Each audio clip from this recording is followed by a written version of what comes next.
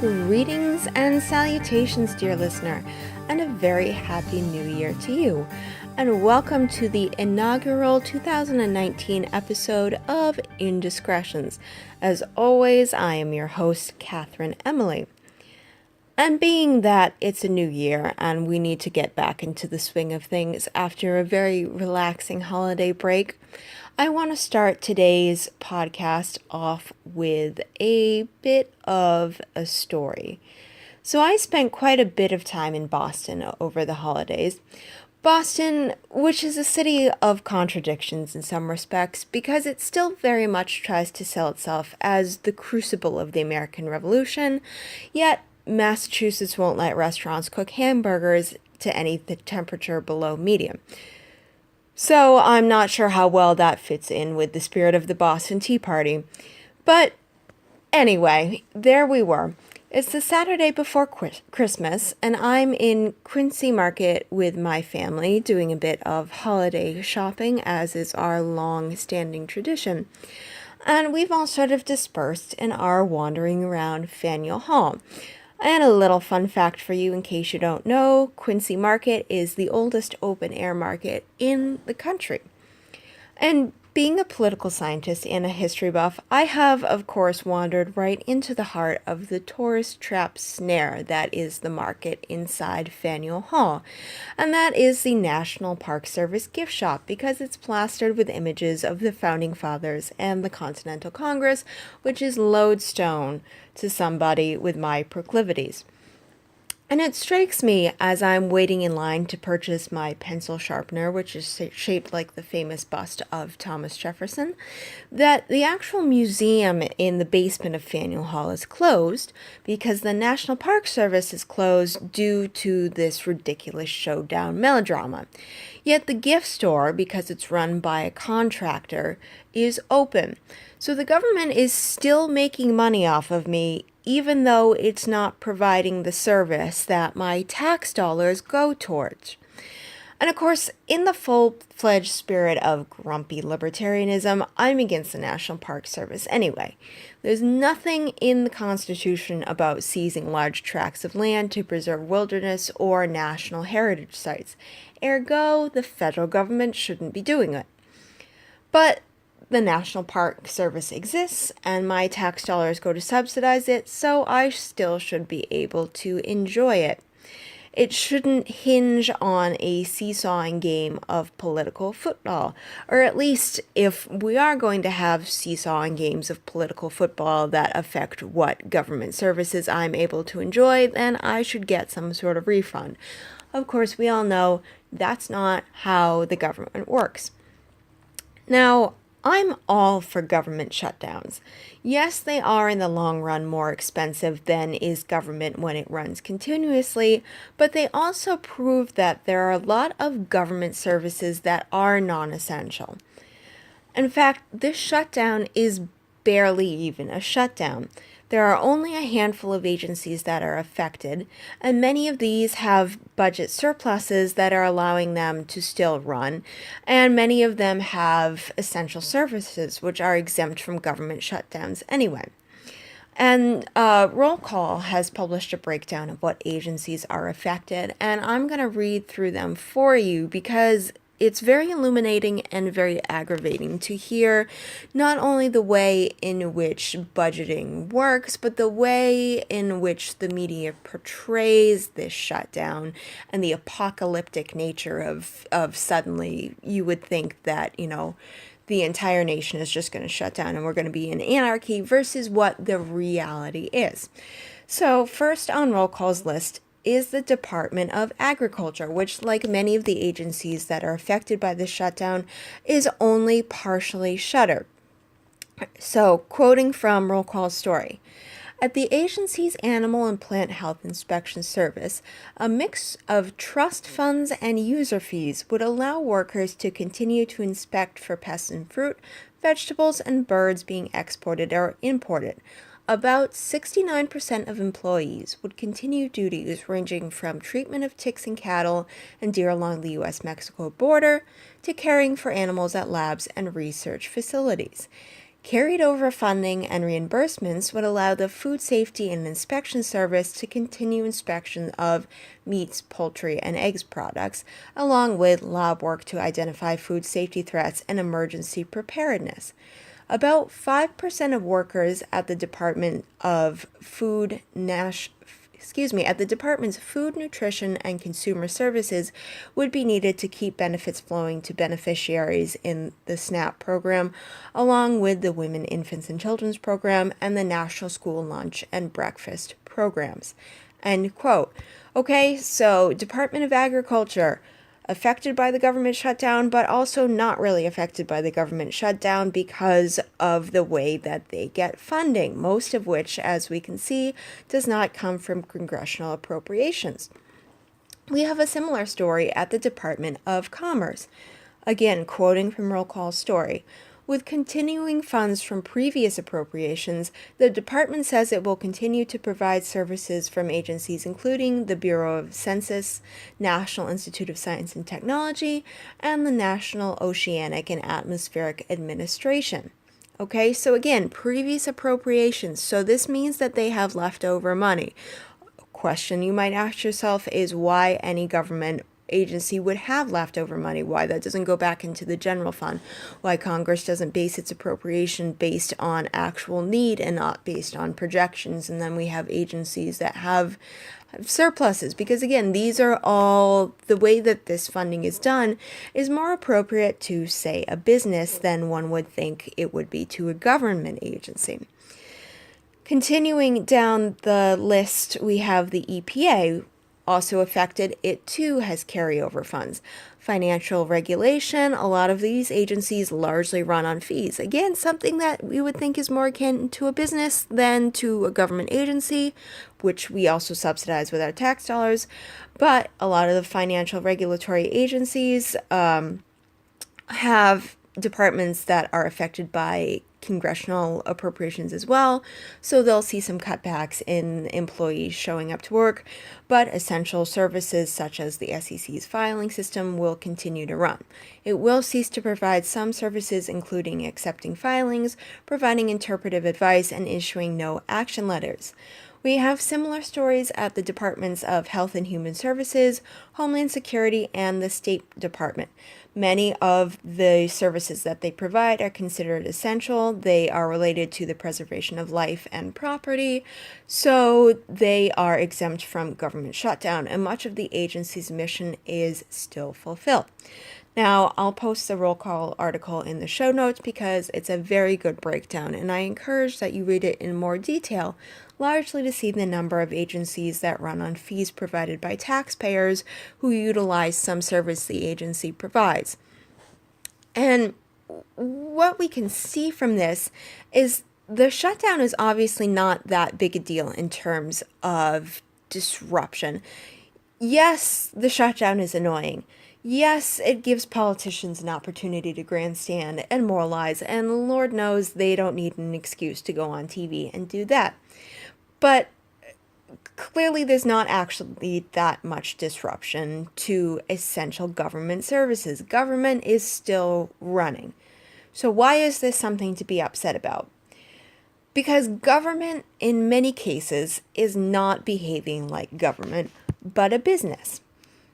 Let's go back to the national parks, because this is what got me thinking about this and got me really hot and bothered. Most national parks, in case you haven't noticed, ask you to pay a fee when you enter them. Now, if these were private businesses, I would have no issue with that whatsoever, because they are asking you to provide a fee in return for a service, i.e. you enter whatever national park it is, whether it's Yellowstone, whether it's Minuteman National Park, and you're going there because you expect to get something in return.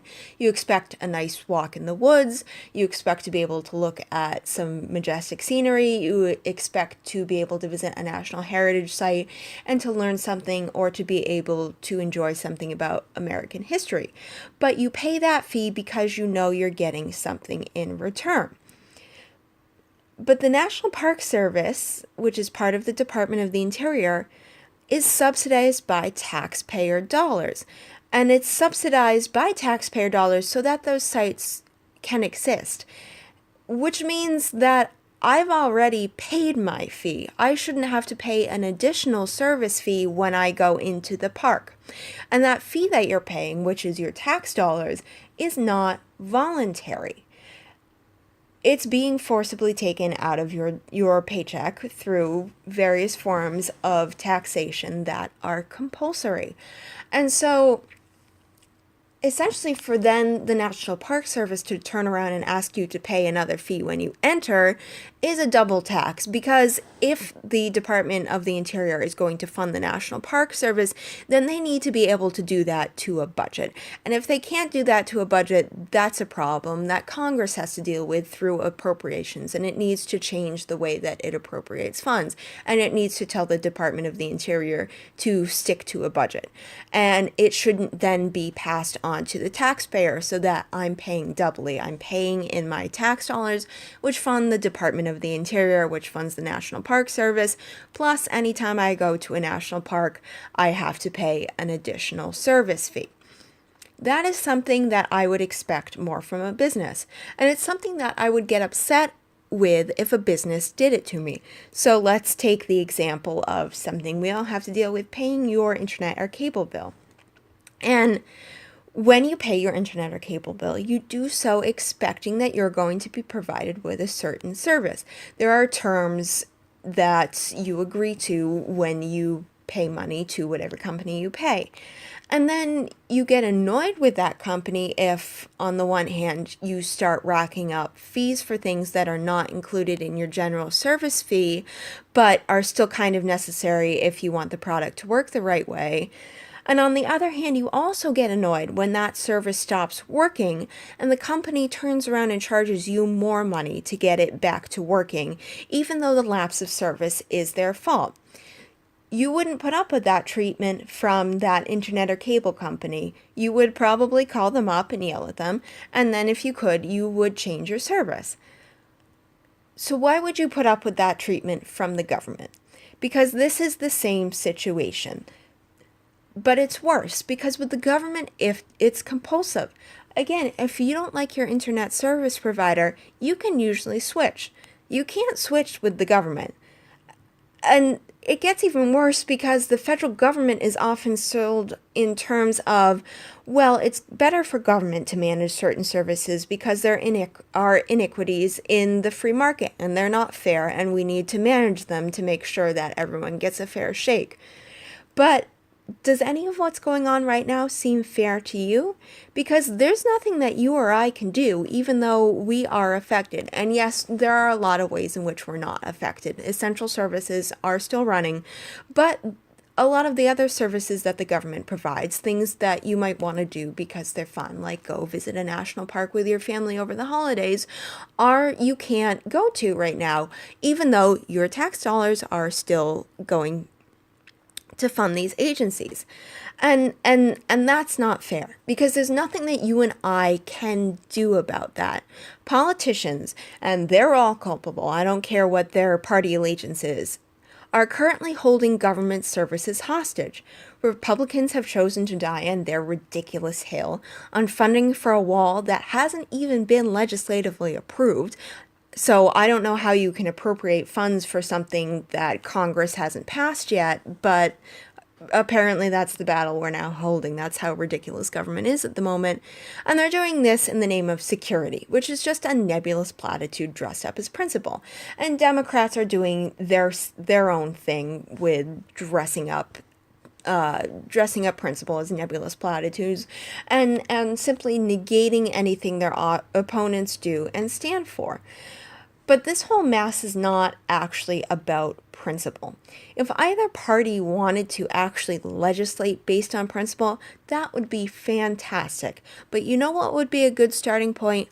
Defense of individual rights. And not individual rights in terms of this pretense where government services are akin to rights, where providing certain services that make your life more secure, more comfortable, are akin to to individual rights, because they're not. Because you don't have a right to anything that relies on the service of another. That's a form of slavery. Anything that government provides is provided with money that has been taken from one person to give to another, which is a form of forced subsidization, which is slavery. If politicians want to start acting on principle, they can start paring down government so that individuals are not affected by political squabbles. So that when they want to go out and do something like enjoy a day with their family or accomplish some task so that they can organize their life, they're not stymied by government's inability to manage itself, because that's an infringement on freedom. And let's talk not just about National Park Services, but some of the services that the SEC has shut down, things that are perhaps a little bit more essential to the way that certain businesses run. Because let's remember, if you don't comply with certain practices that the SEC has, you're going to run up against the law.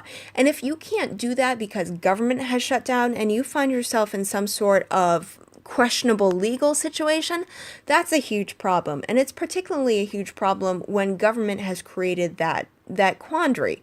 And what we're really talking about now is government actively infringing on freedom, because government's job is to protect your rights when other actors infringe upon them. And government is one of those actors. Government is supposed to protect you from infringements created by others, and it's also importantly, and this is a really fundamental distinction that the American political system makes, government is supposed to protect you from government. And it's utterly failing in that regard right now. In fact, it is actively creating situations in which it is infringing upon your rights and doing so in the name of protecting those rights.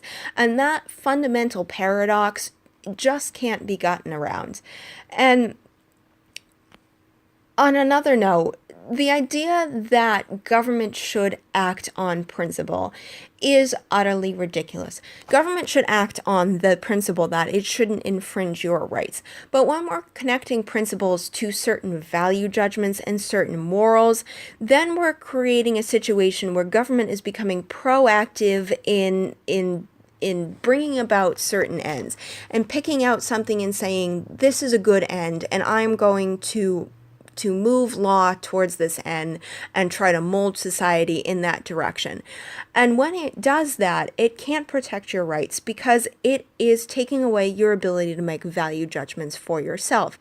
So the only principle in which government should concern itself is the idea that it needs to protect your rights. And one of those rights is freedom of conscience. And freedom of conscience means having the ability to make decisions for yourself, having the ability to determine for yourself what right and wrong are, and then to take actions to ensure that your life meets that standard of right and wrong. It is not the job of government to take upon that responsibility for yourself. And in that regard, acting on principle is just not the primary job of politicians. Much as I hate to admit that, because I'm an idealist and I like politicians who go in there and take stand for principles. But I don't want those principles to be connected to certain moral ideas. Because the primary job of politicians, if we're talking purely in terms of political science and not in terms of philosophy, is to ensure that government is stable and secure. Because part of making sure that you have rights that you're able to exercise is the idea that you live in a society where you know what the basic layout is from day to day. You know that you are going to be able to get up in the morning, drive on the roads, and get to your job and run your business in a manner that is compliant with the law, so that you're not going to have agents of the government stopping in and harassing you or trying to hold you hostage. It is government's responsibility to create that framework, to create a stable and uniform rule of law so that you have orientation in society, so that you get up in the morning and you know what the situation is going to be. You don't want it to be some sort of guessing game where you don't know if your neighbor is going to come in and try to shake you down, or if the government is going to try to come in and shake you down, or you don't know whether you're going to be able to comply with certain government regulations because politicians are having a hissy fit and government services are shut down, and you can't do the things that you need to do in order to run your business and comply with basic government regulations. And that's the thing. If government is going to create these regulations, it is then its responsibility to ensure that the regulations are able to be met. But when it plays games like this, that becomes impossible. And unfortunately, the brunt of that burden, the brunt of being unable to comply with those regulations, falls on citizens. Government doesn't look at you and say, well, we screwed up and we shut down the SEC, so you couldn't file this paperwork and we couldn't process in time. They're going to turn around and they're going to ask you questions, and you're going to be the one who ends up in legal jeopardy. And that's not okay. And in terms of stability, and this being really the primary job of government, we're talking about stability here in terms of rights, of having, you can talk about rights in the abstract, and we do, and I do a lot on this podcast because that's important. But at a certain level, we have to bring rights out of the abstract, and they need to be exercisable, which means that is part of security, is government being able to make them exercisable. And it does that through law and order and through a normal government process that is relatively stable from day to day. And so that's the primary job of politicians, to ensure that government is functional. And that means not holding the funding of government agencies hostile because of petty personal problems. It means that when you're in the majority, your own foibles don't become the ruler for morality. Your judgment is not the engine for lawmaking. And if you're in the minority, you're not refusing to legislate because of your disagreements with the people in the majority. That action is appropriate in the private sector because the private sector is based on volition. You get to choose what businesses you patronize. You get to decide whether or not you agree with their values, and whether or not, because you have a certain set of values and a business has a certain set of values, you want to promote that and try to buoy the place of those values in the world by patronizing them and bringing them closer to the apex of society. But at the same time, if you don't like a business because you disagree with their values, you can go somewhere else and patronize a different set of values. And the people with whom you disagree are still free to follow their own conscience and to do things their own way. And the same thing can't be said about government. There's nothing you can do if you disagree with the goals of the agencies your tax dollars go towards. And this is an issue regardless of your political ideology. Whether you're a pro-life conservative upset about the federal funds that go towards Planned Parenthood, or a progressive concerned with the disparate impact that the Justice Department's drug laws have on people of colors. We all lose when government wraps itself in a crusader's cape, and when it provides services that are designed to push a certain end and to bring about certain values. And it doesn't matter how noble that end is and whether we can all get behind it, whether it's something innocuous like feeding the homeless or providing health care to wounded vets, or whatever your favorite cause is. When government legislates ends, it sets a precedent. It gives government the power to legislate those ends, to make value judgments. It allows politicians to bring their own moral judgments into the laws that are made. And that means that anyone who has power can twist law and ensure that lawmaking is warped, that it suits their personal desires.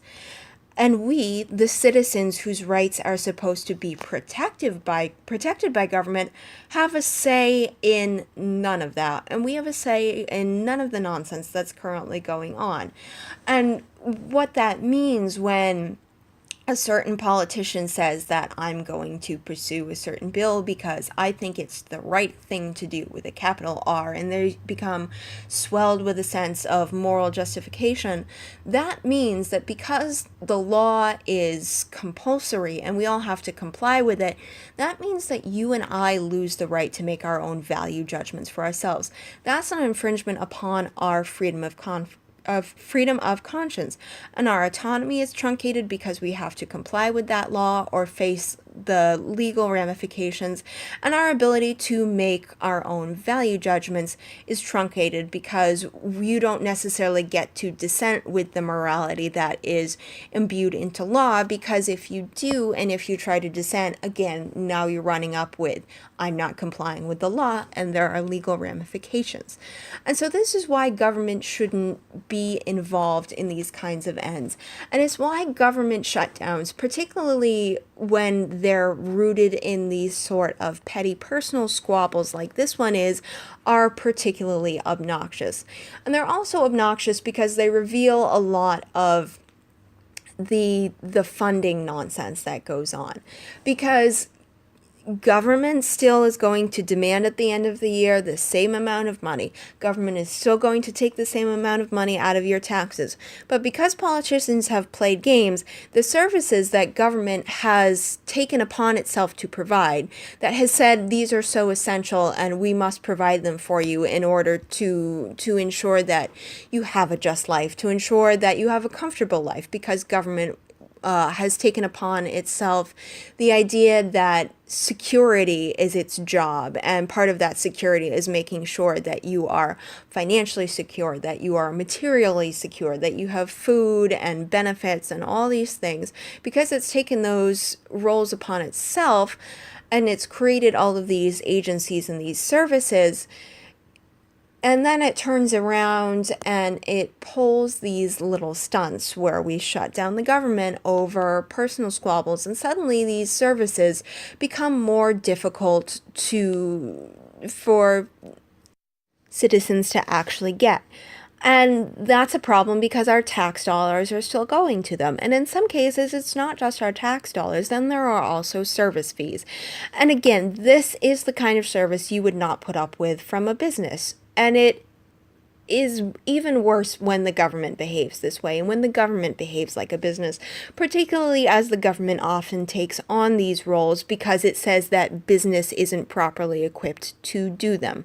But when you don't like business, at least you often have the option to walk away and to go to a competitor.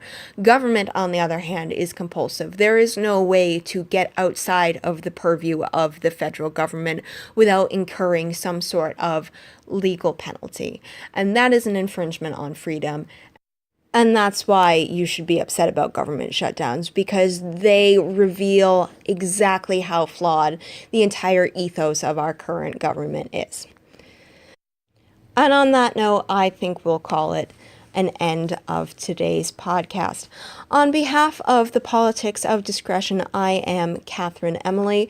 Thank you so much for listening and reading, and please interact with us on social media. We are the Politics of Discretion on Facebook, Twitter, YouTube, and Instagram. You can find this podcast on YouTube, and within the next couple of months, hopefully our YouTube channel will become an actual video versus the audio feed, which you can find on iTunes and SoundCloud. And happy musing in the new year.